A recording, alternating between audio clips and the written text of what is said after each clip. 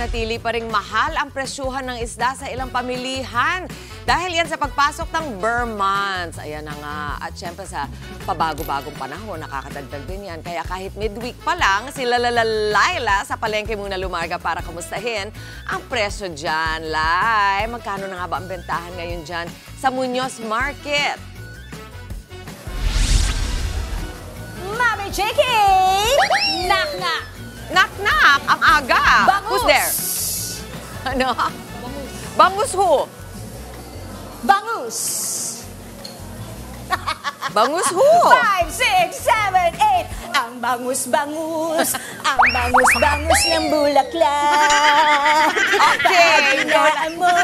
Pag inaamoy, ano sarap? O, wag na tayo gumiling! Okay, Mami Chiki, inagahan ko na. Fish be with you po sa lahat ng nakornihan. Sa knock-knock joke ko, kabilang ka na dyan, Mami Chiki. Good morning po. Nagulat sila. Sabi, sino ba itong makaderang maingay na to? Sabi talaga ni Mami. Tapos yung nakita niya ay si Laila, hanan natin siya. So anyways, eto na nga tayo sa Muñoz Market in Quezon City. Dito lumarga ang ating GOOTD, ang ating Duster of the Day, para alamin ang presyo ng mga isda. Ayan ang gaganda ng mga fish dito. So anyways, eto nga, tama ka doon, Mami Chiki, nananatiling mataas ang presyo ng bangus. Kaya isa-isahin na natin, mag-rundown na tayo ng presyuhan ng bangus dito. Ng bangus ng isda dito. Pagdating sa bangus, yan ang unahin natin, ha? 280 pesos yan kada kilo. Ang galunggong naman ay nasa 300 pesos kada kilo. Pagdating sa tilapia, ang isang kilo niyan, 150 pesos. Mga nasa 10 piraso na yan kung maliliit, ha? At kung lapo-lapo naman ang bet ninyo, ayan, 500 to 550 pesos ang presyo niyan. Yung dilis, ayan, hindi ko lang sure kung kaya nating irelyeno yan, pero nasa 240 pesos po yan kada kilo. Yung yellowfin tuna, eto yan, 300 to 400 pesos kada kilo yan. At ang salmon ay nasa 200 hanggang 400 pesos kada kilo. Pero alam mo, Mami Chiki, ha, kumpara mo sa price monitoring ng DA last week, October 6 to 11, mas mababa ang presyo ng isda dito sa Muñoz Market kasi sa price monitoring ng DA, 288 pesos ang isang kilo ng bangus. Dito, 280 pesos. So, huwag kayong maingay. At least tawad na natin yung 8 pesos. Hindi nyo po yun narinig, ha? Oo. Pagkatapos, yung sa tilapia naman, nasa 153 pesos ang presyo niyan sa DA, yung price monitoring nila kada kilo. Dito, 3 pesos ang itinawad natin dahil 150 pesos nga. At ang galunggong sa DA price monitoring, 330 pesos yan kada kilo. Last week, October 6 to 11, dito ang galunggong ay nagkakahalaga ng wow, that's 33 pesos off in savings. O, hindi ba? Ang bongga kasi nga, 300 pesos lang kada kilo.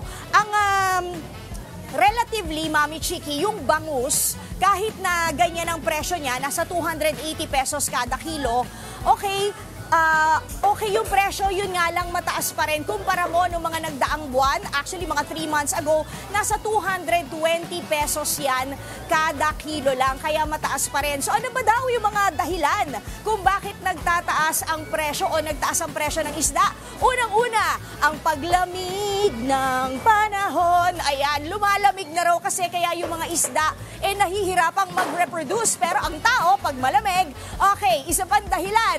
Ayan, ha? Isa pang dahilan ng pagtaas yung mga nakaraang bagyo natin. Syempre, hindi pa nakaka-recover, no? Yung ating mga karagatan. At syempre, yung pangatlong dahilan kung bakit nagtataas, law of supply and demand pa rin. Alam naman natin, Burr months sa ngayon, kaya ayan, nagtataas ang presyo ng ating mga isda. Hindi lang yan.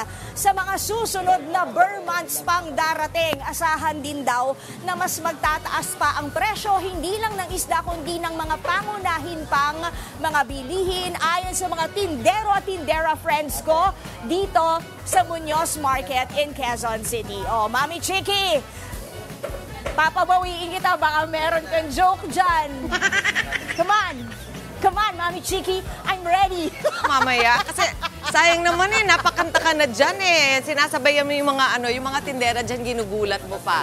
Hindi naman masyado nakakagulat, tama ka, Laila, yung presyo, no? Talaga inaasahan natin na medyo paakyat na talaga ang presyuhan ng isda. Pero gusto ko yung tip mo na kung may time kayo na medyo umikot at mag-canvas, kasi meron talagang ibang mga palengke, lalo na kung bagsakan o malapit sa tubig, na medyo slight na mas mura ang kanilang isda. O mamaya, humanda ka pagbalik mo dyan. Patay ka kay Angela, ha? Maraming salamat sa'yo, Laila.